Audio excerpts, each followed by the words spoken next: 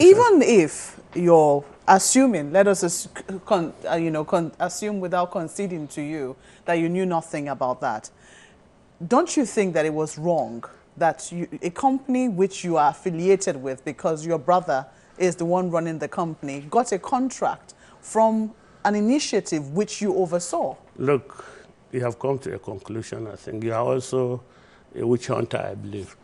Now, I haven't reached any conclusion. These No, are the things that will be drawn. I mean, these are perceptions on the eyes of the public. You don't think you need to clarify them? No, you are not the public. You alone doesn't make the public. I have also other people who have different views, but obviously they don't have the type their views. I don't think they have the type of resources that the Senate has, or whoever else is in cahoots with them. What was the issue? The issue, you see, is that if I say Senator Sani, could it be Senator Sani? Well, the issue was they said investigation of something, refugee crisis, and so on and so forth. So they wrote to the office of the Secretary to the Government, that so companies were invited to testify. Now, the Office of the Secretary of the Government has about 23 parastatals under it, as at the time I was there.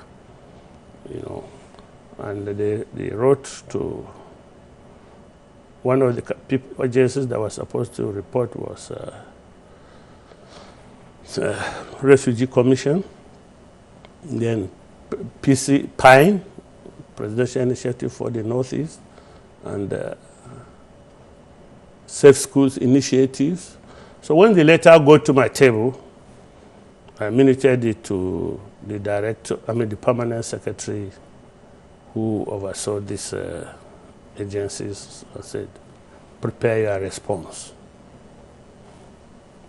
They prepared their response, and the date was fixed for everybody to appear. And what I told them, I said, I'm going to lead all these agencies. It's a long story, apparently. Yeah, that's what I told you, it will be a long story. Yes. So, because if you want to get to the truth of the matter, you must have the historical background. Yes, but as much as possible, because but now, you see, let me tell you, quite a number of them, snooping around for contracts would come to my office. I said, no, we don't give contracts here. They say, fine, what I do in all honesty, I call the secretary, this person is coming. Deal with him if you can. I mean, we do that as politicians.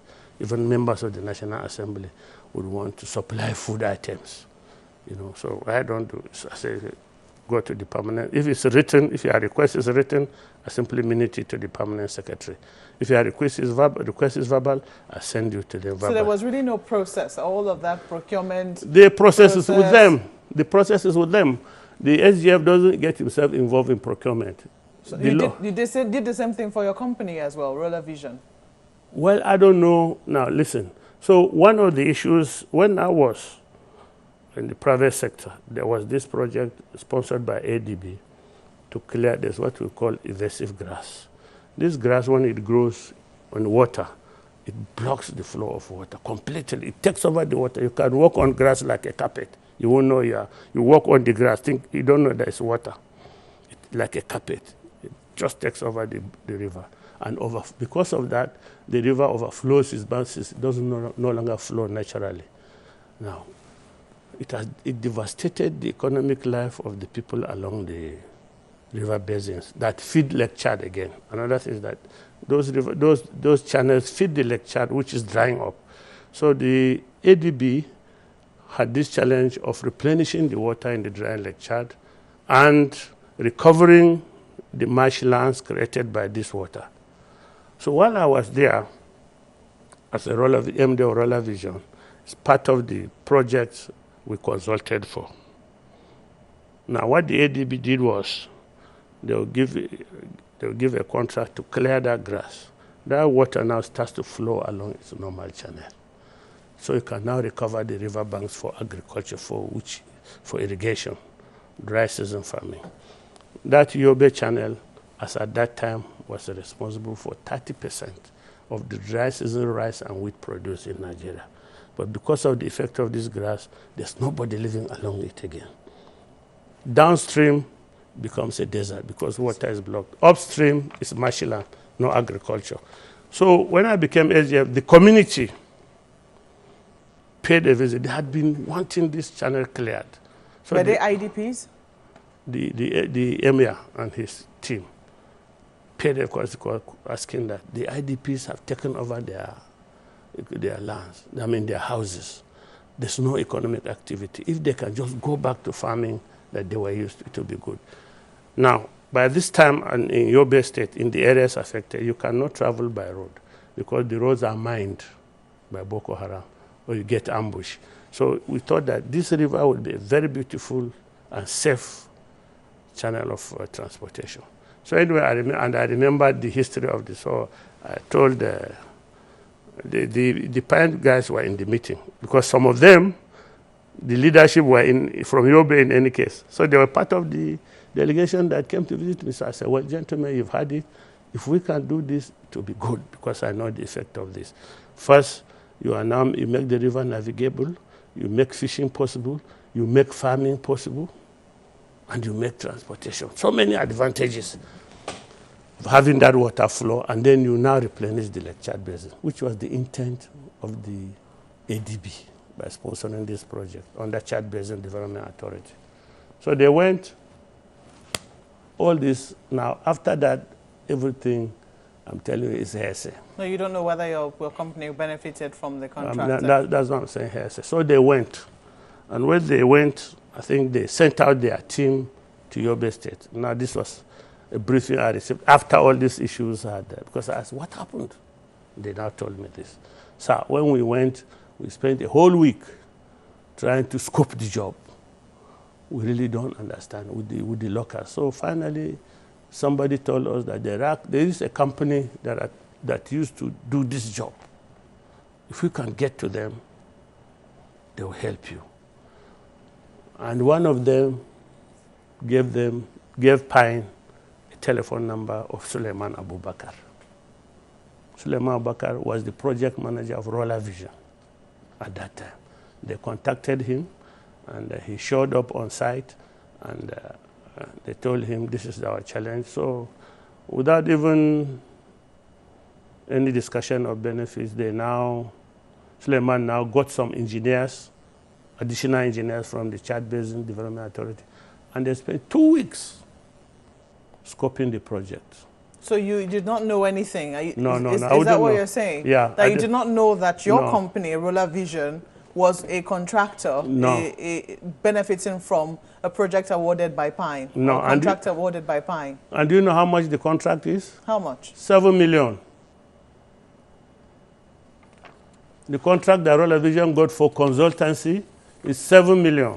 I'm reading here, the Senate Ad Hoc Committee on Humanitarian Crisis in the Northeast has alleged that that's Babachir, spent 570 million naira to remove invasive plant species in Yobe State and not 272 million naira as previously reported. That was the accusation and the allegation from the Senate. We say if they do this allegation, they had no business linking me to it, even if it were true. It should be Pine that they should ask. But Pine was under you. It was under your supervision. Were you not worried that such an amount of money was being You wouldn't used? know as the secretary to the government. Let me tell you, they had authority to procure within a certain limit. Now, the SGF gets to know about contracts generally only if it exceeds 500 million naira, and if the parastatal or agency or ministry wants authorization from the Federal Executive Council. 570 million naira was the amount alleged to have been spent here, which is above 500 million. I got to know all this like you after the Senate did their accounting or whatever. Now, so as I said, Roller Vision just got the consultancy after they had finished the job. Anyway, they now started, they were not going to give Roller Vision any contract because they had already done the consultancy. It's not done. You're either a consultant or a contractor. So they did an open bidding, and a company called Josmon bidded and got the job. Now, and went and executed the job. Well, you have admitted, sorry to interrupt you, Engineer Lawal, you have admitted that as a politician, you would normally refer people to the secretary. You would even mean it if the papers, if they bring a written request. Is that How are we to know that your company did not also get a minuted request to the Secretary of You wouldn't know, Mine? because if the Senate was out to look for proofs, they should have found where the SGF was involved in this award of this contract. There's no way. You say that people were trying to get... Occasionally, it's not only Pine. People would come to me and say, sir, I'm looking for a contract in NNPC.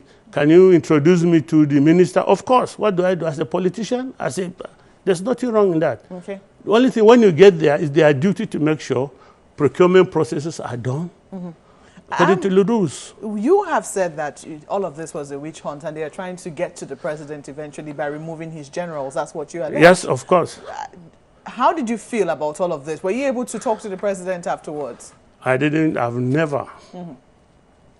The way I was brought up, I've never. I still see the president. You still see him? Of course. You have access to him? Of course.